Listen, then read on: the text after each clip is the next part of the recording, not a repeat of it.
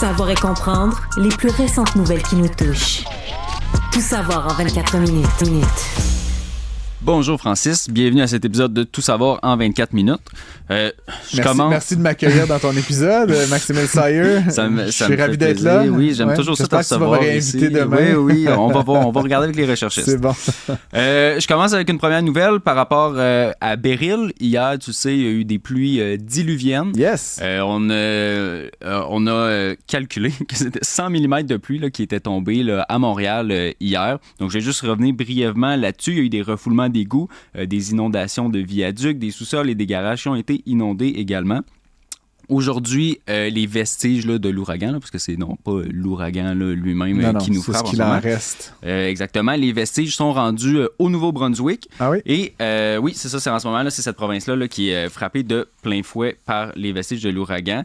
Et on a reçu d'ailleurs aujourd'hui à l'émission de Pierre Nantel, Pierre Babinski, qui est directeur des communications du Bureau des assureurs du Canada, qui donnait des trucs et des conseils si jamais là, ça vous est arrivé chez vous, des inondations là, dues par rapport à ça. Donc, vous pouvez toujours consulter l'épisode. Est-ce que c'est les mêmes assureurs du Canada qui investissent dans le pétrole puis qui refusent d'assurer des gens qui sont impactés par les changements climatiques? Là? C'est ces mêmes assureurs-là? Je pense qu'il faudrait leur demander. OK. Il y avait une nouvelle là-dessus, puis j'ai essayé de les avoir à l'émission, puis ils ne voulaient pas me parler de ça, malheureusement. Mais il y avait des bons trucs. Il y avait des bons trucs.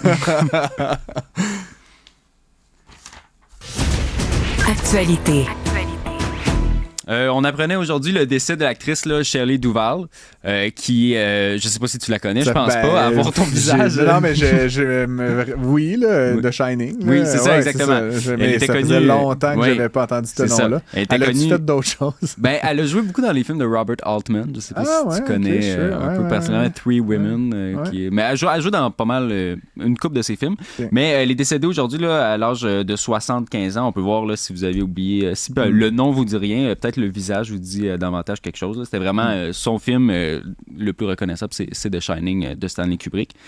Et elle est décédée là, dans son sommeil à la suite. Darling, love of my life. C'est ça, d'ailleurs, justement, en fouillant un peu sur elle, je voulais me renseigner davantage. Et je sais pas si tu te rappelles, dans les dernières années, il est sorti beaucoup d'infos par rapport au tournage de The Shining, par rapport à elle, sa relation avec Stanley Kubrick, qui était qualifiée par plusieurs d'un peu abusive là, sur le plateau, parce que Stanley Kubrick était très dur avec elle et il a même fait reprendre un plan 127 fois, qui était un record du monde à ce moment-là, un plan repris par un film parlé.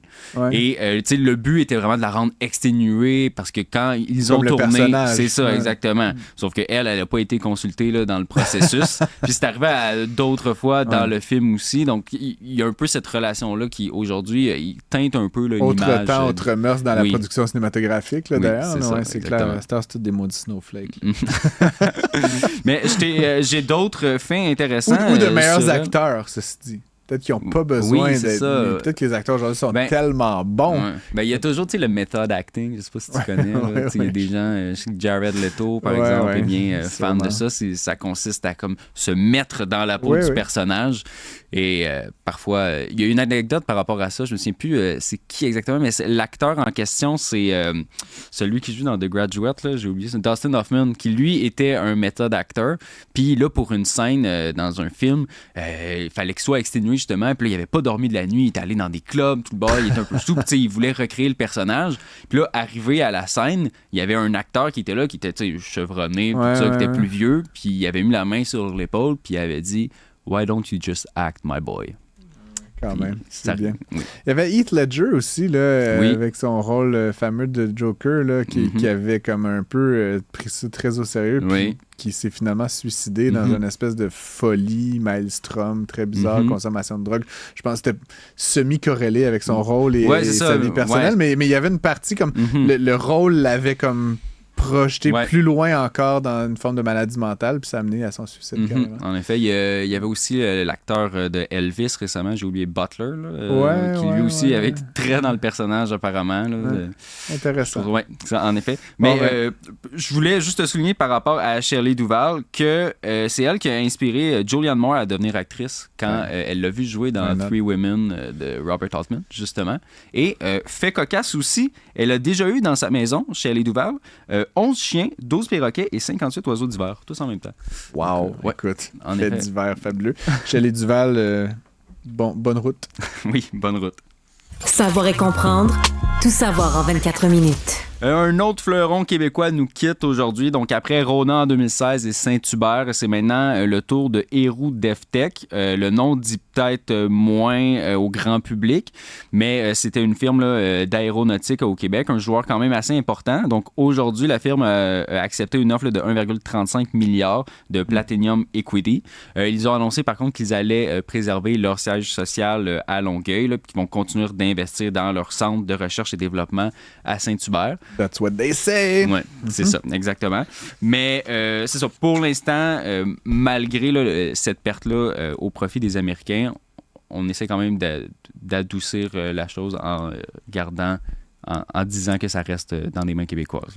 Oui, évidemment. Puis après, on pourra challenger l'actionnariat qui était composé en partie de la CDPQ, de Fonds de solidarité, puis qui décide de brader évidemment une fière entreprise de l'aéronautique montréalaise, québécoise à des intérêts. Mais ce que je crois comprendre, c'est qu'ils ont fait un rendement comme incroyable. Fait que c'est aussi comme ça revient aux Québécois via notre bas de laine, via les rendements de la caisse. Là. Je pense qu'ils ont fait plusieurs centaines de millions de profits sur cette affaire-là. Fait. C'est sûr que c'est toujours un peu ambivalent, mais on aurait préféré peut-être un acquéreur canadien. Oui, non, ça mais c'est... des fonds d'investissement qui ont des milliards à donner comme ça, il n'y en a pas des centaines. Comme si tu te rappelles, Saint-Hubert, ça a été vendu, c'était ontarien. Oui, c'est ça, c'était exactement. pas, contrairement à Rona, que lui, c'était une compagnie américaine. Exactement. Tout savoir en 24 minutes. Une autre nouvelle à saveur économique. Il y en a quelques-unes aujourd'hui dans le Tout savoir, mais c'est pas parce que c'est économique que c'est plat. Tu en es la preuve même, toi qui es économiste. Et passionnant. Oui, et passionnant, exactement. On apprenait là qu'il y a presque 2 fois plus d'inflation pour les pauvres que les riches. Je t'explique. En fait, là, c'est une étude là, qui a été faite par des chercheurs affiliés à la Banque du Canada. Et ce qu'ils ont constaté, là, c'est que les produits donc considérés bas de gamme ont davantage été impactés par l'inflation que les produits haut de gamme. Ce qui explique ça, en fait, c'est que les produits bas de gamme sont davantage pris dans une conjoncture internationale, donc une chaîne d'approvisionnement mondiale, et donc davantage impactés par tous les aléas mondiaux comme la COVID, par exemple, qui a fortement contribué là, à l'inflation, ainsi que la guerre en Ukraine, par exemple. Oui, écoute, c'est connu. Là, puis, c'est sûr aussi que quand tu vends des produits bas de gamme, des produits peu chers, tu perds souvent sur du volume avec des marges très, très, très minces. Fait que c'est sûr que si le prix de tes intrants augmente, tu n'as pas vraiment le choix d'augmenter le prix de vente. Si tu vends une Porsche, là, que tu fais des marges puis qu'il y a comme plein de flubber d'argent un peu de trop, quand le prix des intrants augmente, tu peux gruger un petit peu dans ta marge puis garder le prix d'en haut relativement constant. T'es moins dans l'obligation de faire augmenter le prix de vente que dans des prix dont les marges sont hyper serrées. Fait que ça explique aussi en partie ça. Puis on a parlé de la COVID, mais aussi le conflit ukrainien a fait augmenter le prix des céréales, le prix du fertilisant, puis ce qui donne, ça a été des conséquences surtout en Afrique puis au Moyen-Orient, mais ça reste que ultimement ça nous impacte directement puisque c'est des marchés qui sont mondialisés. Donc quand le prix des céréales augmente, le prix de bien des affaires augmente. Puis en fait, ce qui est un petit peu dommage là-dedans, c'est que ça impacte le monde, oui, mais surtout les gens moins bien nantis, parce que c'est eux, au final, qui achètent les produits qui coûtent le moins cher et donc qui doivent payer plus cher. Très intéressant. Tout savoir en 24 minutes. Une autre nouvelle économique, la baisse du taux directeur n'a pas entraîné de ruée vers les maisons comme certains experts le prétendaient. Je vois que tu n'étais pas de savoir quels experts prétendaient qu'une diminution de 0,25 allait comme changer le sort du monde. Mais, c'est ça, en fait, justement. Ils ont passé un sondage auprès des gens, puis ce qu'ils disaient, c'est que justement, ils attendent une plus grosse baisse. Donc, c'est ça. Pour eux, 0,25, ce n'est pas suffisant. Ils attendent davantage 1,50 ou un point total. Juste, mon paiement hypothécaire a diminué. Je suis un taux variable, je l'ai dit souvent à l'émission, mais genre mon paiement moyen mensuel, mon paiement mensuel a diminué de 50 $. Fait que je suis pas comme... Je vais acheter des maisons, là. C'est pas comme... C'est nice, là. Puis divisé avec ma blonde, c'est comme j'ai 25 $ de plus par mois maintenant. Puis là, je suis content, mais tu sais, c'est pas comme... Ça n'a pas changé du tout au tout l'état du marché québécois ou canadien là, de l'immobilier. Évidemment, s'il y a une autre baisse le 24 juillet, puis une autre baisse en septembre, là, 50 puis 50. C'est un peu ça, là, des baisses de quart de point, si je fais l'équivalent. Fait que c'est sûr que si ça baissait de 1%, je serais 100 $ plus riche par mois. Puis là, ça dépend combien tu as payé ta maison, combien tu dois dessus. Mais bon, quand on commence à avoir une différence de 100, 150, 200 $ par mois, là, ça commence à être intéressant quand même. Oui, puis je pense qu'il y a beaucoup de gens aussi qui se disent qu'en ce moment, le pire est derrière nous. Donc, ils voient que ça pourrait s'améliorer plus ça va. Mais je veux dire, pour des gens qui sont juste à la limite, des fois 100 ou 200 $, c'est la différence entre pouvoir acheter et pas pouvoir acheter. Fait que c'est là où je pense que l'impact, on va le voir plus à la fin de l'année quand il y aura eu 3 ou 4 baisses successives, qu'après une seule décision, c'est sûr que ça n'allait pas avoir d'impact tant que ça. Non, t'as raison. Actualité. On revient encore une fois là, sur l'histoire avec les joueurs des Tigres de Victoriaville, donc qui ont été condamnés là, l'autre jour pour agression sexuelle. On se rappelle là, qu'ils avaient emmené une jeune femme de 17 ans dans leur chambre pour l'agresser sexuellement, comme le prouvait le juge. Eh bien, ils ont porté la décision en appel et ce qui a été annoncé aujourd'hui, là, c'est qu'ils vont pouvoir être libérés, en fait, le temps que leur cause soit entendue d'ici novembre. Par contre, là, il y a quand même quelques restrictions. Là. Ils ne vont pas pouvoir entrer en contact avec la victime. Bien évidemment, ils ne pourront pas non plus consommer d'alcool ou fréquenter les bars. Quand même intense. Puis est-ce qu'on sait pourquoi ils veulent... sur quelle base ils sont libérés? Je veux dire, c'est quand même... Il semblait que les faits étaient assez accablants. Là. Généralement, tu fais appel, OK, mais... je sais pas exactement. J'ai pas vu là, ce que les avocats ont plaidé là, pour aller en appel, mais c'est ça, sans doute, là, ils n'étaient pas satisfaits du résultat. Non, ben, dire, sans grande surprise. Okay, écoute, à suivre. Évidemment, on leur souhaite une bonne chance confinée dans le sous-sol de maman. Là, c'est pas la vie qu'ils espéraient, probablement. Non, sans doute pas. Mais évidemment, ça va s'étirer sur des mois, des années, là, cette affaire-là. Puis là, ils sont libres, essentiellement. Ils peuvent pas quitter le pays, j'imagine, non plus. Non, j'imagine non plus. Là, ça le dit pas, mais je suis pas mal sûr que oui. Là. Puis ils peuvent plus jouer au hockey. Ouais, c'est ça. Voilà, fin de l'histoire.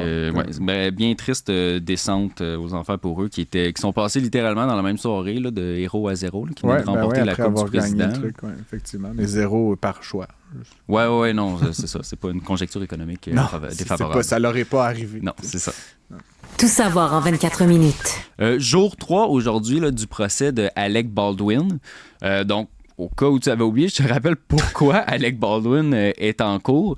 Je te ramène en 2021 sur le tournage du film Rust, où l'acteur qui avait une arme, un prop, là, qu'on les appelle, là, donc des armes sur le plateau. Non, c'est une vraie arme, mais c'est quand même utilisé qui tirait des cartouches à blanc. Oui, c'est ça, des balles à blanc. Il l'a pointé sur la directrice photo, sauf que finalement, c'était pas des balles à blanc dedans, et la directrice photo est décédée.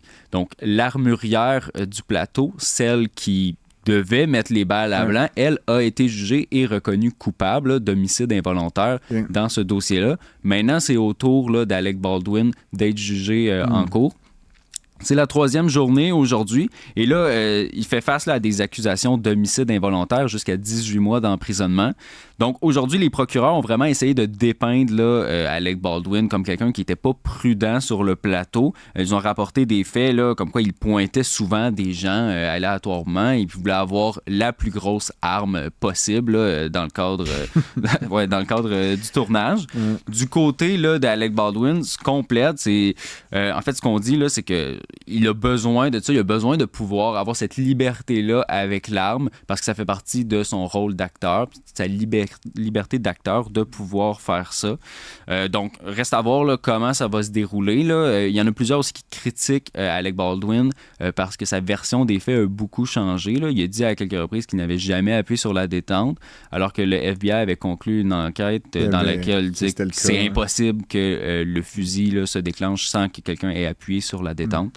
Donc, ça reste à voir là, comment ça va se suivre dans les prochains jours. Là. Le procès devrait durer une dizaine de jours, donc on n'a pas encore fini là, d'en entendre parler. Tout ça est un peu absurde. Pourquoi? Je sais pas, là, j'ai de la misère à, tu sais, OK, il pointait le gun sur des gens, mais je veux dire, en principe, c'était un gun à eau, là, tu comprends? Je peux comprendre que tu devrais pas faire ça, mais tu sais, comme qu'on donne un acteur à qui on a donné un pistolet en lui disant « cette arme est inoffensive », puis qui par mégarde, il a tué quelqu'un, c'est quoi la responsabilité de l'acteur? Mais je pense, en fait, c'est ça. Je trouve toute cette histoire totalement absurde. C'est ça, tu sais, on voit que l'armurière, là, clairement, elle a fait une... C'est ça, c'est de la négligence, exactement. Là-dessus, fine. Puis, dans son cas, c'est vrai que c'est pas lui qui a mis la balle dans le fusil, mais je pense qu'il y a quand même des procédures de sécurité qui n'ont pas été respectées. Là. Par exemple, ça disait qu'il ne devait pas avoir le doigt sur la détente en dehors du tournage, ça exactement, puis c'est pas ce qu'il a fait. Donc, il y a quand même... Oui. Tu mets-tu quelqu'un en prison pendant 10 ans parce qu'il a mis son... Ben, c'est 18 mois, là, on s'entend quand même. Je sais, là. Je trouve ça c'est comme l'histoire de fumer au théâtre, là, tu comprends? C'est comme, pour moi, tu sais, comme...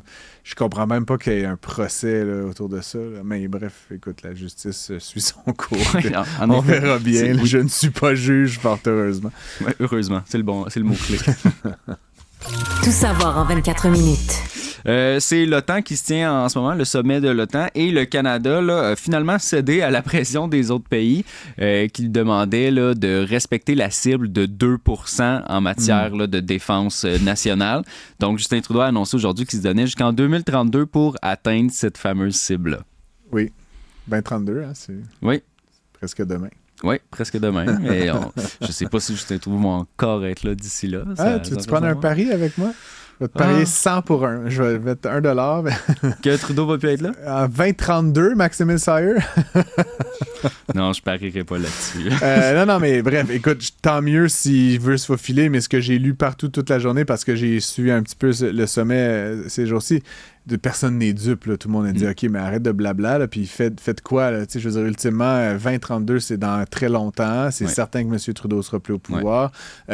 Puis d'ailleurs, même les gens au Canada qui sont des experts en la matière il dit un chiffre, le 2%, ça correspond à 51 milliards de dollars par année, mais ça va être dépensé comment? Là, on parle d'une augmentation de 18 milliards de dollars chaque année. Est-ce qu'on va embaucher des gens? Est-ce qu'on va acheter des F-18? Il n'y a aucun plan. Il dit un chiffre. Moi aussi, je peux dire un chiffre qui est à 42. Là. C'est comme, OK, ben 42, je pensais. C'est un chiffre qui n'a aucun sens s'il n'est pas adossé. Puis d'ailleurs, en approfondissant la chose, les pays de l'OTAN, quand ils déclarent, puisqu'ils c'est transparent là, pour l'OTAN, là, les dépenses et tout, ils doivent préciser où l'argent est allé. Il y a comme carrément un rapport qui est soumis à l'OTAN, qui doit être analysé, validé. C'est pas juste, tu vas pas juste dire bullshitter ton chiffre dans ton coin puis tout le monde te croit sur parole. Là, donc, ultimement, c'était une annonce complètement vaine que fait M. Trudeau aujourd'hui. Je ne sais pas ce qu'il espérait réaliser avec ça. Puis, tu sais, je regardais la liste des contributions des pays là, de l'OTAN, justement, en termes de proportion du PIB, puis on est vraiment dans les bas-fonds là, des contributeurs, là, en proportion de notre PIB. Même la France est à 1,9, l'Allemagne, bon, qui n'a pas une histoire militaire récente très... Non, mais tu sais, ils sont en avance sur nous, là, tu vois, alors qu'ils n'ont en principe pas de militaire, là, tu vois. Fait que c'est quand même particulier là, que le Canada fasse ça. Je suis, ambivalent quand même. Je sais pas si c'est une ambivalence que tu partages, mais comme, tu sais, oui, le monde est incertain, oui, la Russie, la Chine, mais je suis comme, pour moi, mettre $1 en défense, c'est comme $1 perdu. T'sais. Ah oui, tu irais jusque-là? Acheter des guns, puis acheter des ogives, puis c'est comme, honnêtement, ça va, au mieux, tu vas aller le pitcher sur une ville, puis ça va faire boum, puis ça va détruire des choses. C'est l'économiste en moi, là, comme, c'est pas genre une machine qui va permettre de faire plus de choses, c'est pas un panneau solaire qui va générer de l'énergie, c'est pas une voiture électrique qui va remplacer, c'est comme, c'est un truc, c'est complètement wasteful, la défense, mais après, ça nous défend, tu comprends? Fait que c'est le paradoxe, mais je dis juste, parce que la Pologne, par exemple, qui met 3,9% de leur PIB tiré en défense. Bon, on comprend un peu pourquoi. la menace est proche. C'est ça. Mais tu comprends que ça grève l'économie de ton pays massivement. Là. C'est un 2% que tu réinjectes pas en R&D, en services sociaux, en santé, en éducation postsecondaire. Si tu le mets en genre des dudes qui marchent en comptant leurs pas, là, c'est comme...